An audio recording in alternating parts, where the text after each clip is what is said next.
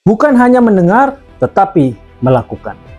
Roma 2 ayat 13 berkata, karena bukanlah orang yang mendengar hukum Taurat yang benar di hadapan Allah, tetapi orang yang melakukan hukum Tauratlah yang akan dibenarkan. Saudara-saudara, banyak orang merasa cukup hanya dengan mendengar firman Tuhan setiap minggu, membaca Alkitab setiap hari, atau mungkin mengikuti seminar-seminar rohani. Namun, apakah hanya mendengar saja sudah cukup membuat kita benar di hadapan Allah? Rasul Paulus memberikan peringatan tegas kepada orang Yahudi pada zamannya dan juga kepada kita hari ini. Allah mencari ketaatan yang nyata, bukan hanya sekedar pengetahuan.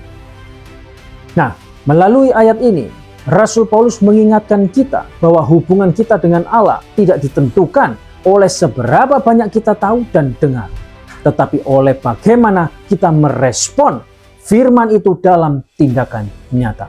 Oleh sebab itu, mari kita perhatikan 3 kebenaran penting yang dapat kita pelajari dari ayat ini. Mari kita mulai dengan kebenaran pertama yang sangat penting untuk kita sadari. Allah tidak mencari pendengar pasif. Ya, yang pertama, Allah tidak mencari pendengar pasif. Bukanlah orang yang mendengar hukum Taurat yang benar di hadapan Allah. Orang Yahudi bangga karena mereka memiliki hukum Taurat. Mereka mendengarnya terus-menerus, tetapi hidup mereka tidak mencerminkan kebenaran Taurat.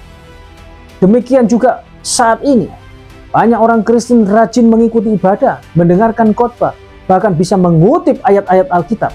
Tetapi jika hanya berhenti sampai di situ, hanya berhenti di pengetahuan saja, itu belum membuat kita benar di hadapan Allah. Saya berikan ilustrasi. Ada seorang dokter memberikan resep kepada pasien.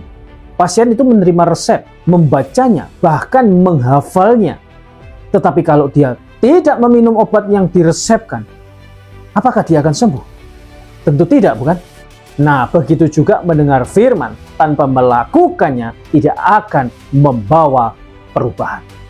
Untuk itu, jangan merasa cukup dengan hanya menjadi pendengar firman saja. Tanyakan pada diri saudara sendiri, sudahkah saya melakukannya? Jika Allah tidak mencari pendengar pasif, lalu apa yang Dia kehendaki? Inilah yang membawa kita pada kebenaran yang kedua, yaitu Allah mencari pelaku firman. Ya, yang kedua adalah Allah mencari pelaku firman. Dikatakan tadi apa? Tetapi orang yang melakukan hukum Tauratlah yang dibenarkan. Rasul Paulus menekankan bahwa orang yang benar di hadapan Allah adalah orang yang melakukan firman-Nya. Tuhan Yesus sendiri berkata di dalam Yakobus 1 ayat 22, Pak, jadilah pelaku firman dan bukan hanya pendengar saja. Namun, Rasul Paulus juga mengingatkan di bagian yang lain, di dalam Roma 3:20, bahwa tidak ada seorang pun dapat mentaati hukum Taurat itu dengan sempurna. Itulah sebabnya kita butuh anugerah Kristus. Ketaatan kita itu adalah buah dari keselamatan, bukan syarat untuk mendapatkan keselamatan. Ya, ini diingat baik-baik. Lalu bagaimana? Taatilah firman Tuhan bukan dengan kekuatan sendiri, tetapi dengan pertolongan Roh Kudus. Mulailah dari hal kecil, mengampuni, jujur, murah hati, rendah hati. Ya. Nah, kemudian dikatakan apa? Namun ketaatan bukan hanya sekedar kewajiban. Ketaatan adalah panggilan yang menantang kita setiap hari. Karena itu, mari kita melihat kebenaran ketiga. Tantangan bagi kita sebagai orang percaya di masa kini. Tantangan untuk kita hari ini. Apakah hidup kita hanya sebatas mendengar atau sudah sampai melakukan? Jika hanya menjadi pendengar, kita akan jatuh dalam kemunafikan. Jika menjadi pelaku, hidup kita akan memuliakan Tuhan dan menjadi kesaksian bagi banyak orang. Saya kasih ilustrasi untuk menutup ya. Sama seperti seorang anak kecil. Seorang anak kecil yang mendengar ibunya berkata, "Nak, tolong buangkan sampah ya." Nah, anak itu mengangguk, berkata, "Baik, Bu," tetapi tidak melakukannya. Nah, apakah ketaatan itu ada? Sama sekali tidak. Tuhan menginginkan ketaatan yang nyata, bukan hanya setuju di bibir saja. Amin. Nah, mari kita tidak hanya menjadi pendengar, tetapi juga menjadi pelaku firman. Karena yang Tuhan cari bukan pengetahuan yang kosong, tetapi hati yang mau taat.